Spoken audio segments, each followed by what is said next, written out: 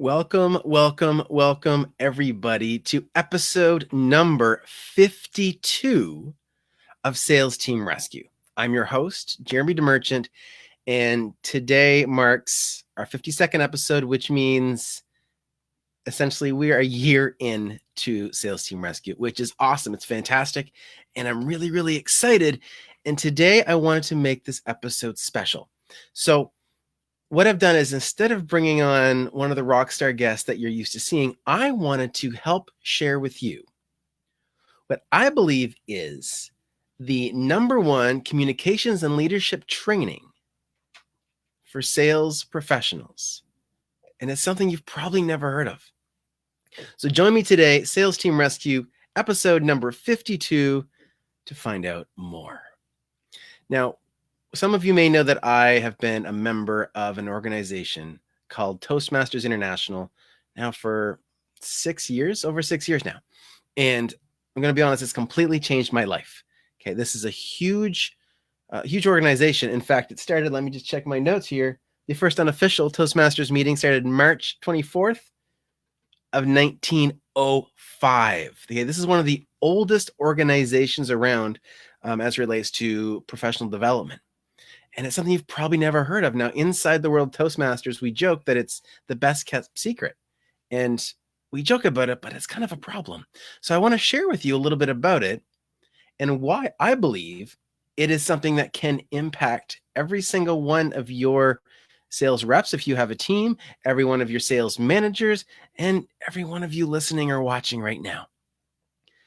Because Toastmasters International is an organization that is completely global. And so what I mean by global is there is 358,000 members worldwide. We are in 143 countries, 143 countries. And there's over 16,800 clubs around the world. And it's just a phenomenal organization. And so the reason I bring this up is because I want you to understand the value of Toastmasters for you, for your team, for your organization. And so today I want to go through 3 reasons why I think that Toastmasters is the number one communications and leadership training for sales pros and why it's so aligned with what you want to achieve with your organization. Okay, so I want to jump into them, and I would love your comments below, whether it's below the podcast recording here or below the Facebook Live. Let me hear your comments. Give me your feedback. Let me know. Have you heard of Toastmasters? What was your experience? I want to know. So first of all, number one, before I jump into that, if you've never heard of Toastmasters, here's the Coles Notes version. Toastmasters is a speaking and leadership organization designed to help people improve their speaking skills and their leadership skills in a safe club setting so that you get to essentially practice before you go out on a real stage. Now, that real stage might be a physical stage in front of an audience of hundreds or thousands of people. It might be a conversation one-on-one, like, a sales conversation. It might be being interviewed on a podcast. In fact, Toastmasters actually has a project around how to launch a podcast. So if you're interested in that, Toastmasters is the place for you. But essentially, Toastmasters is a one-stop shop for a few key things. One, to give yourself an instant global network. When I moved to Ottawa a couple years ago now, I knew nobody. And the first thing I did was reach out to the local Toastmasters group. And so I'll tell you by the time we're done the show where you can find a group near you. I think it's going to be very beneficial for you to join. And it's super inexpensive. I'll tell you about the price later, but it's probably the most cost-effective professional education you will ever receive. So, okay, with that in mind, let me dive in and give you the 3 top reasons why I think Toastmasters is the number one speaking or communications and leadership training for sales pros. Okay, so number 1, Toastmasters builds confidence. So if you've never been to a Toastmasters meeting, the general process is this. You join a meeting, you get to see other people do prepared speeches. Normally they're 5 to 7 minutes, so it's not a 45-minute drawn-out speech. normally 5 to 7 minutes. And everybody at the table, or most people at the table, will take on a specific role to help organize the meeting. So there's a few things that you get to practice. One is running an organized meeting. Two, you have the opportunity to practice your presentations. And three, you get to practice evaluations. And over time, what this does is build your confidence, because every time you step up to speak, you're probably nervous. You've got some concerns. Like, public speaking is the number one fear, right? If you've heard the joke that Jerry Seinfeld says, speaking is the number one fear, and the second is death. So what that means is that somebody would rather be the person in the coffin than the person giving the eulogy. Think about that. But our communication in sales is so vital that we can't afford to pass that up. So we need to make sure that we have honed our communication skills, that we have practiced them in different formats, so that when we're in a conversation, there's nothing standing between us and our message getting through to our prospective client. Okay. So you get to increase your confidence. So as you get up, you do speaking. There's something called table topics, which is where you jump in and you speak on a topic with no notice for 1 to 2 minutes. If it sounds scary, it can be, but it doesn't have to be. And once you do it once, it all gets better from there. So it gives you this confidence, and you start to trust yourself. You start to trust that you can execute on giving a presentation. You can execute on answering a question on the fly. You can execute on being able to do a functionary role in a meeting. But it gives you confidence. I want to share a personal story here. When I joined Toastmasters, it was in 2013. And I had just left my career as director of admissions at an online university. And I was feeling pretty stuck. I felt like I lost my identity. Okay, I associated so much of my self-worth to the identity or the title of director. And when that was gone, I didn't know what to do with myself. And so I found a Toastmasters club that helped me not only build my confidence, but I joined the executive, became a president of the club, and it gave me the confidence to go back to school and finish my degree. It gave me the confidence to launch my business, Permission to Sell Consulting Group. And it gave me the confidence to launch a best-selling book. And, sorry, that was horrible English, but for the fourth point, it gave me the confidence to become an international speaker. So thanks to Toastmasters, I've been able to speak on both sides of the border, Canada and the US, and virtually lots of other places as well, but physically, Canada and the US. And I promise you that never would have happened if it wasn't for Toastmasters. Okay, some of the things may have happened eventually, but not nearly as quickly. So that journey from me joining Toastmasters to finishing my university degree was about a year. And then launching my business was another year. And then becoming a best-selling author and international speaker was another year. So it was kind of a 3-year process. It didn't happen overnight. But what Toastmasters gave me was a space where I could come to practice, a space where I could come to safely fail. I was running a program last night, one of my Momentum 120 groups, and the conversation was about how to give yourself permission to fail and setting yourself up so that it's okay to fail. Right? There's a quote that I heard the other day that failure is the ticket price on the trip to success, or on the ride to success. And so how do we make it okay to fail? Well, putting yourself in a position where it's safe to fail is a really great starting point. So number one is Toastmasters is a great place to build confidence, because it allows you to fail safely, so that when you get out into what I might call the real world, outside of the safety of a club, you're practiced, you're polished, and you're ready to go. And so that's number one. Number two is the process that you go through in Toastmasters should be very reflective of the process you go through when you are practicing your sales process. So let me back up. When you join Toastmasters, there's going to be an opportunity for you to give a speech. And there's a few components of that. One is you're going to go and write the speech. Two, you're going to practice the speech. Three, you're going to present the speech. And actually, the number four is you're going to get feedback on the speech. Now, those 4 steps are the same steps that you should be experiencing when it comes to your sales calls. You see, you're going to have some type of sales script or framework or structure that you're going to go by. So you want to make sure that's created. Now, depending on your situation, maybe that's provided to you, or maybe you need to come up with it on your own. Maybe you have one that you need to tweak a little bit to better match your style or match some updates in what you're selling or current information, things like that. But there's a component of writing or creating that framework that you're going to go from. Step 2 is practice. In your sales conversations, let me ask you, how often are you practicing? And in front of the mirror can be one option, but I bet you are not role-playing nearly enough. So much like you're practicing your speech, my rule of thumb when I'm doing a speech is I need to practice it at least 12 times before I can step onto a stage, no script, and do my thing. And it's never going to be word for word. It's not about memorizing, right? It's about practicing delivering the message.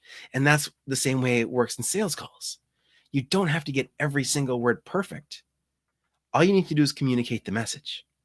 So this is where I love the connection. So if you're practice when it comes to your speech, you should be doing the same thing when you practice when it comes to your sales conversations or the role play calls. And you should have a scenario where you can do role play every single week and take advantage of it. Okay, some places require it every single day. And I think that's great. And we all hate the role play, but this is the secret. This is the secret to success is practice makes progress, and progress feels great. So we need to practice. And then, bam, you present your speech. This is comparable to when you're on the stage of the sales conversation. It's still showtime, right? You're still stepping up and you're engaging somebody in a powerful conversation. And then at the end of the call, you're going to have a result. And either you got the result you didn't, or they wanted, or you didn't. And then it's time to evaluate. Now, the difference here, and depending on your sales team, of course, now you might have a manager who's going to be doing the evaluations, or you might evaluate yourself. In a Toastmasters community or in a club, you're going to have the members give you that evaluation. So you've got that feedback from a third party. And then you can then go back, and if you want to record your speech, for example, you can give yourself some feedback as well. But we should be going back and doing that same evaluation, whether it's a manager reviewing it. We should be listening to our own recorded calls or recorded video meetings. We should do this, right? We need to be on our game. And so what Toastmasters allows you to do is give yourself a safe framework to practice it. In fact, I've brought in parts of sales presentations in as Toastmaster speeches and get feedback. Just recently, I used an episode of this podcast and used it as part of a speech or a presentation to get feedback on my structure of a podcast to make it more valuable to the audience. So that's number 2. Okay, the process for writing, practicing, and delivering, and then being evaluated on a speech is very similar to what you should be going through with your sales calls. Now, finally, number 3, and this might sound like it doesn't apply to everybody, but I promise you it does. Reason number 3 why Toastmasters is in my opinion, the number 1 communication and leadership training is because you actually get practice in leadership roles. And there's 2 levels of it. One, so you can come in and take leadership of a specific role within the club. And this might be keeping time for people's speeches. This might be listening to and helping people point out when they're using crutch words like or misusing words like in the show, I say, and then an amazing amount of times, and now you'll listen for it, so I'll be better next time. There's roles where you can be on the executive of a club, so you can become the club president, the vice president of public relations, VP of education, VP of membership, sergeant at arms, secretary, where you get to be responsible for components of what's going on in the club. Now, these are all volunteer roles. The whole organization is not for profit, but it gives you that safe place to learn skills. For me, I'm personally working on my delegation skills right now in my Toastmasters roles. And right now, I'm a member of 4 clubs in 2 different provinces. And one of my clubs actually has people from the US and Canada, and we welcome people all over the world. So we'll share that information shortly. But the leadership skills are so vital. And this isn't just leadership skills that would be beneficial to a manager. but leadership skills that'll be beneficial to a sales professional. See, in sales, we're always leading. And this is a really great perspective I got from Jim Padilla, who I believe I interviewed in episode number 3 of the show about a year ago. He talks about sales as leadership. And it's your role as a sales professional to help guide somebody through a challenge, getting clear on what the challenge is and helping them overcome it, ideally with your solution. All right, but you need to lead. Nobody wants an order taker on the other side of the phone or the video or the other side of the table. They want someone who can help guide them. People want, in most cases, that trusted authority, that trusted advisor that's going to help guide them to the next steps and where they want to be. If they could get to where they wanted to be, they'd already be there. They need help. And you have an opportunity as a sales professional to do that. So I want you to consider that leadership component. It is great for managing teams. There's other pieces as well that have to do with giving feedback and evaluations that are amazingly beneficial for salespeople, for sales managers, for all these different sales leadership roles. There's programs and projects around coaching.